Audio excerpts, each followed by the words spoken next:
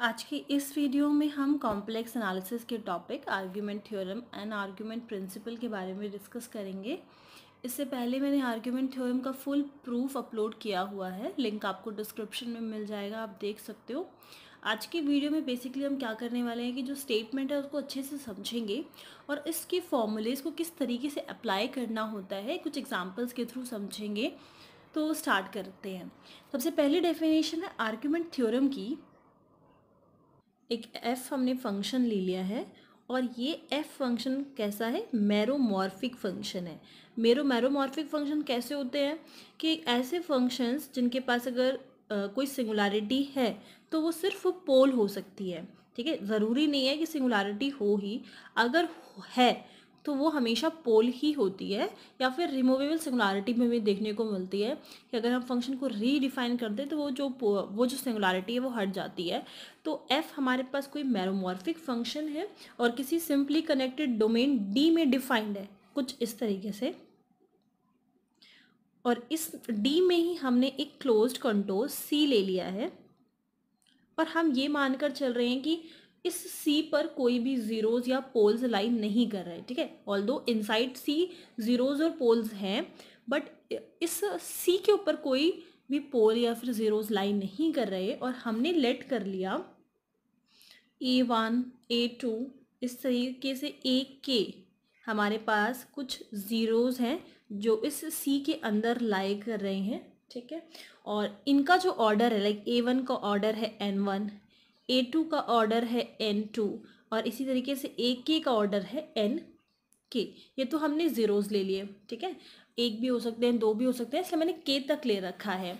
उसके बाद हमने कुछ पोल्स ले लिए B1 B2 BR तक। ये कुछ हमारे पास पोल्स हैं जो इस C में लाई कर रहे हैं और ये पोल्स किसके हैं, इसी F फंक्शन के हैं विद देयर ऑर्डर्स। इस B1 का जो ऑर्डर है P1 P2 और इसका ऑर्डर है PR।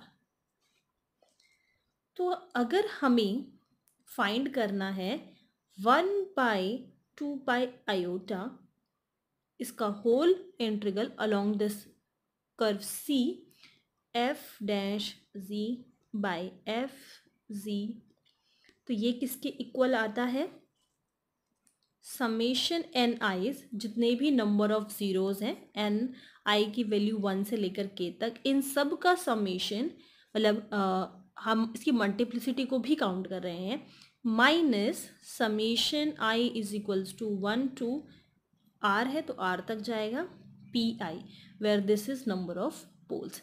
ये स्टेटमेंट मैं आपको ऑलरेडी वैसे समझा चुकी हूँ अपनी प्रीवियस वीडियो में, जहाँ पे हमने इसका प्रूफ भी देखा था। ये किसके इक्वल होता है, N माइनस P। ये है आर्ग्यूमेंट थ्योरम का फॉर्मूला। ठीक है, अगर हमें कैलकुलेट करना हो f डैश z, आप देखिए जो ये इंटीग्रल में मैंने लिखा है ये इस फंक्शन का आपको फर्स्ट ऑर्डर डिफरेंशिएट ही इसके न्यूमरेटर में मिल रहा है। अगर हमें इसका इंटीग्रेशन करना होता है तो सिंपल क्या होता है कि हम जीरोस में से पोल्स को माइनस कर दें। एन यहाँ पर क्या है, जीरोस है और p यहाँ पर पोल्स हैं। ठीक है, जितने भी फंक्शन के ज़ीरोज़ होंगे उसमें से हम जब पोल्स को माइनस कर देते हैं वही इस इंटीग्रल की वैल्यू होती है। और अगर यहाँ पर 1/2 आयोटा नहीं दे रखा हो तो हम सिंपली क्या करते हैं, यहाँ पर मल्टीप्लाई कर देते हैं इनटू में 2 आयोटा। ठीक है, तो इसको एक एग्जाम्पल से समझते हैं। सपोज करो कि हमारे पास एक फंक्शन है f(z) और ये फंक्शन है, हम cos z मान लेते हैं और ये हमसे पूछा गया है, कोई भी डोमेन आपको गिवन हो सकता है। सपोज करो mod z is equals to 1 पे हम फाइंड करना चाहते हैं। ठीक है, और हमसे पूछा गया है कि इस इंटीग्रल की वैल्यू को कैलकुलेट करो। ठीक है, ये भी पूछ सकता है या फिर इस तरीके से भी दे सकता है कि ये cos z है, इसका आप डिफ्रेंशिएट करोगे आपको मिलेगा माइनस साइन z dz। इस तरीके से भी पूछ सकता है या फिर इसमें खुद ही 1/2 आयोटा मल्टीप्लाई किया होगा और आपको इसका इंटीग्रल फाइंड करना है। तो क्योंकि हमने इस फंक्शन के नंबर ऑफ ज़ीरोज़ और नंबर ऑफ पोल्स की बात की थी। तो नंबर ऑफ ज़ीरोज़ फाइंड करने के लिए हम सिंपली क्या करेंगे, कॉस जी को इसको इक्वेट कर देंगे ज़ीरो से। फॉर्मूला हमारा क्या था, number of poles number of zeros minus number of poles. Poles यहाँ पर होंगे नहीं, ये जो फंक्शन हमने कॉस जी लिया हुआ है, जब आप इसको इक्वेट करोगे ज़ीरो से तो आपको ज़ीरोज़ मिलेंगे। इस फंक्शन के पोल्स यहाँ पे एग्जिस्ट नहीं करते, तो सिंपल हमें इसके नंबर ऑफ ज़ीरोज़ पता लगाना है। और नंबर ऑफ ज़ीरोज़ भी किस में पता लगाना है, जो आपको डोमेन दिया होगा। अब जब आप कॉस जी को इक्वेट करोगे ज़ीरो से, तो यहाँ पे function zero cos function zero value कब लेता है, तो ये हो जाएगा cos z is equals to cos n plus one या 2n plus one 2n plus one pi by two. जब भी ऑड वैल्यूज़ होती हैं पाई बाई टू की, तो ये कॉस फंक्शन ज़ीरो वैल्यूज़ लेता है। तो यहाँ से हमें z की वैल्यू क्या मिलती है, 2n plus one pi by two, where n belongs to integers. n की वैल्यू जब ज़ीरो के इक्वल होगी तो आपको मिलेगा plus minus pi by two. Then जब वन होगी तो ये हो जाएगा 3 pi by 2 plus minus and so on. ये सारे आपको क्या मिल रहे हैं, ज़ीरोज़ मिल रहे हैं। तो यहाँ पर तो इनफाइनाइट ज़ीरोज़ हमें मिलेंगे क्या, क्योंकि जैसे जैसे n की वैल्यू चेंज होती चली जाएगी वैसे वैसे आपको एक नया ज़ीरो मिलता चला जाएगा। बट क्योंकि क्वेश्चन ने हमसे सिर्फ इस डोमेन की बात की है, जो ये mod z is equals to one है, इसमें जितने भी ज़ीरोज़ लाई कर रहे हैं बस हमें वही फाइंड करना है। तो जो ये पाई होता है, पाई की वैल्यू क्या होती है, 3.17 समथिंग होती है। और जब हम इसको डिवाइड बाय टू करेंगे तो ये हमें 1 पॉइंट समथिंग करके मिलेगी, जो कि ये हो जाएगा वन, ये डोमेन है और यहाँ पे 1 पॉइंट समथिंग करके मिल रही है। तो यहाँ से भी वो ये पॉइंट जो है डोमेन के बाहर चला जाएगा और यहाँ से भी ये पॉइंट जो है डोमेन के बाहर चला जाएगा। जब कोई ज़ीरोज़ लाई ही नहीं कर रहे इस डोमेन में, तो यहाँ पर n की वैल्यू कितनी हो जाएगी, ज़ीरो। ठीक है, तो इस तरीके से फाइंड करना होता है। अगर मान लीजिए कि हमें जैसे से ये रीजन अगर चेंज हो जाता है, तो हमें सिंपली ये देखना होता है कि कितने ज़ीरोज़ लाई कर रहे हैं। अगर ये 2 होता तो उस केस में ये लाई कर जाता। यहाँ से अगर 2 है तो ये मोड z इक्वल्स टू 2 मान लेते हैं।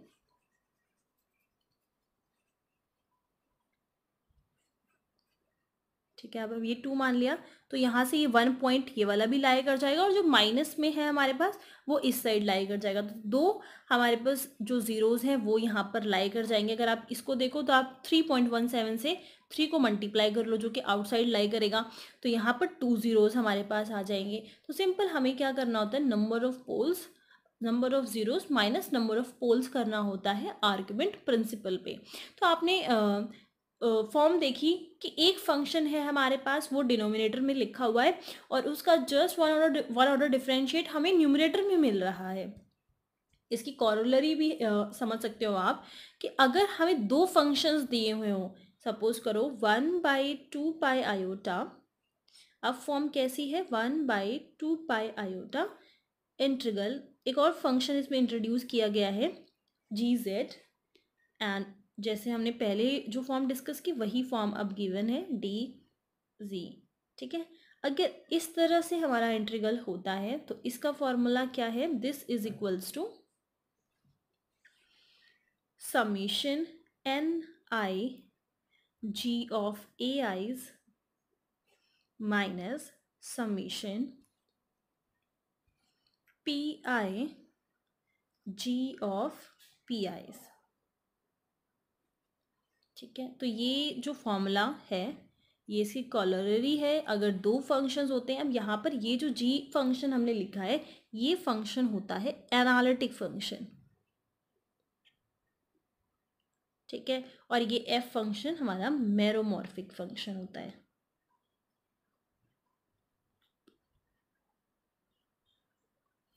यहाँ पर ये जो ni है और ये जो pi है वो ni और ये जो pi है वो एक मल्टीप्लिसिटी होती है उस पर्टिकुलर ज़ीरोज़ या फिर पोल की, मतलब कितनी टाइम अकर कर रहा है, या फिर आप ऑर्डर भी समझ सकते हो मल्टीप्लिसिटी। यहाँ पर ये जो होता है ये ज़ीरोज़ के लिए होता है कि उस पे जो भी पॉइंट होगा, जो भी हमें ज़ीरोस मिलेगा, उस पे हम फंक्शन की वैल्यू फाइंड करेंगे जो जी फंक्शन हमें गिवन होगा। तो ये ज़ीरोस होता है एंड ये होता है पोल्स के लिए। और जब ये जी फंक्शन अगर 1 के इक्वल हो जाए तो वापस से ये जो फॉर्मूला है वो रिड्यूस हो जाता है हमारे पहले वाले फॉर्मूले आर्ग्यूमेंट थ्योरम पे। तो किस तरीके से इसको यूज़ करते हैं, देखो सपोज करो कि हमें गिवन है हमारा जो फंक्शन है जी एन एफ जी, ठीक है, 1/2 पाई आयोटा। हमें ये गिवन है, ये फंक्शन जी फंक्शन को मैं 1 मान लेती हूँ थोड़ी देर के लिए, या फिर 1 ना नहीं मानते तो हम सिंपली z मान लेते हैं इस फंक्शन को, ठीक है। हमें ये गिवन है कि ये जो एफ जी फंक्शन है इसके जो ज़ीरोज़ हैं, मैं भी ज़ीरोज़ लिख रही हूँ, तो अप्लाई कैसे करना है वो हम समझ जाएंगे इस फॉर्मूले की हेल्प से। जो ज़ीरोज़ है वो है 1 एंड 1, ठीक है, और ये 2 टाइम्स अकर कर रहा है, या फिर मैं एक और ज़ीरोज़ मान लेती हूँ उसका 2। पोल्स इसके नहीं है, सपोज करो इसके पोल्स नहीं है तो मैं इस केस में बता देती हूँ कि कैसे फॉर्मूले को अप्लाई करना है। So this is equals to, यहाँ पर था समेशन एन आई, और फंक्शन पे क्या वैल्यू होगी उसकी, यहाँ पर मैं एन आई लिख देती हूँ, माइनस पोल्स के लिए यहाँ पर था क्योंकि पोल नहीं है तो मैंने यहाँ से इसको हटा दिया, ओके। अब सबसे पहले अब हम 1 1 की बात करते हैं। 1 1 का जो जीरोज है आप देखो कितने टाइम आया हुआ है, 2 टाइम्स आया है। तो ये जो समेशन है ये एक बार मैं 1 के लिए लिखूंगी, एक बार 2 के लिए लिखूंगी, तो ये 1 जो है वो 2 टाइम्स आया हुआ है। 2 इंटू जी ऑफ, मुझे इस ज़ीरोज़ की वैल्यू इस फंक्शन पे चाहिए, जी ऑफ 1 फाइंड करेंगे, देन प्लस उसके बाद ये है 2, 2 सिर्फ 1 टाइम आया हुआ है 1, और ये इसकी वैल्यू मैं फंक्शन पे फाइंड करूंगी, ये हो जाएगा g ऑफ 2, ओके। अब जो हमारा g फंक्शन है आप देखो वो कैसा है, फंक्शन हमारा g of z is equals to G, मतलब आप जो लेकर चलोगे वही फंक्शन आ जाएगा। तो 1 का निकाला तो ये सिंपली हो जाएगा 2 इंटू 1, प्लस 2 का निकालेंगे तो हमें 2 मिल जाएगा, ये हो गया 2, ये हो गया 2, ये आ गया 4, ठीक है। एक और चीज़, अब जैसे सपोज करो कि आपने ये जो 1 1 है आपने इसको, वैसे तो फॉर्मूले के अकॉर्डिंगली इसी तरीके से लिखा जाता है, अगर मैं इसको इंडिविजुअली भी करके निकालना चाहती हूँ कि जो 1 है वो 1 टाइम आया, सो जी ऑफ 1, अगेन अगर जो दूसरा जीरोज है वो 1 टाइम ही आया है, जी ऑफ 1, प्लस 2 जो है वो भी 1 टाइम ही आया है, तो ये देखोगे ये आ गया 1 1 प्लस 2, अगेन वही सेम आंसर आ गया 4, ओके। तो मल्टीप्लिसिटी आपको हेल्प करता है कि सपोज करो कि 1 जो है 10 टाइम्स अकर कर रहा है, तो आपने इसको अलग अलग ना लिखकर एक ही बार जो फंक्शन की वैल्यू है उसको 10 से मल्टीप्लाई कर दिया। अब मैं दूसरा केस ले लेती हूँ, इसमें पोल्स भी हैं, ठीक है, यही सेम, अब इसमें हम पोल्स भी ले लेते हैं।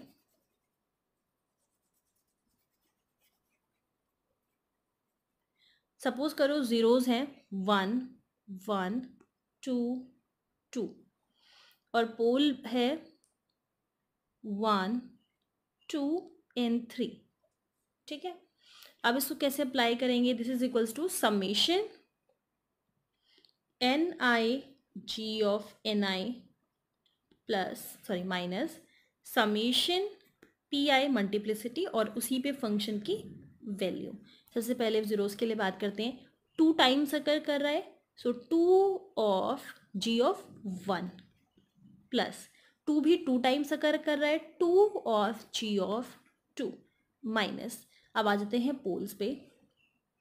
पोल 1 जो है वो 1 ही टाइम अकर कर रहा है, तो जी ऑफ 1 आ जाएगा, प्लस 2 जो है वो 1 टाइम ही अकर कर रहा है तो जी ऑफ 2 आ जाएगा, और 3 भी सिर्फ 1 टाइम अकर कर रहा है तो जी ऑफ 3 आ जाएगा। अब जी जो फंक्शन है वो कैसा है, जो आप लेकर चलेंगे वही सेम आ जाएगा, जी फंक्शन है, तो ये हमें मिल जाएगा यहाँ से 2 प्लस 2, सॉरी यहाँ पर 2 है तो ये आ जाएगा 2 माइनस 1 प्लस 2 प्लस 3, ठीक है, ये हो गया 2 प्लस 4 माइनस 5 एंड 6 माइनस का 6, तो आंसर हमें मिल गया 0। ठीक है, तो इस तरीके से इस फॉर्मूले को अप्लाई किया जाता है। आई होप फॉर्मूला किस तरीके से यूज़ करना है वो आप लोगों को समझ में आ गया होगा। तो अभी जो हम देख रहे थे वो तो आर्ग्यूमेंट थ्योरम था जिसकी ये कॉरलरी थी। अब हम अगर आर्ग्यूमेंट प्रिंसिपल की बात करें तो उसका क्या फॉर्मूला होता है, 1/2 pi iota integral form as it is वही सेम है जो अभी हम आर्ग्यूमेंट थ्योरम में डिस्कस कर रहे थे, F C by F G D Z is equals to 1/2 pi and argument F G. ये रिजल्ट होता है हमारा आर्ग्यूमेंट प्रिंसिपल का। थ्योरम और प्रिंसिपल दोनों का रिजल्ट जो है वो अलग अलग है। ये हमारा रिजल्ट है प्रिंसिपल का, जहाँ पर एफ हमारा एनालिटिक फंक्शन है। और ये आर्ग्यूमेंट क्या होता है, आर्ग्यूमेंट हमने पहले भी डिस्कस किया है, इसकी वीडियो भी आपको मिल जाएगी। ये होता है हमारा एंगल, और यहाँ पर ये क्या शो कर रहा है, ये शो कर रहा है चेंज इन एंगल। ठीक है, तो जितना भी एंगल में चेंज आया होगा उसकी बात यहाँ पर हो रही है, और ये हमारा हो जाता है argument principle. So I hope आपको डिफरेंशिएट समझ में आ गया होगा कि डिफरेंस क्या है इन सब में।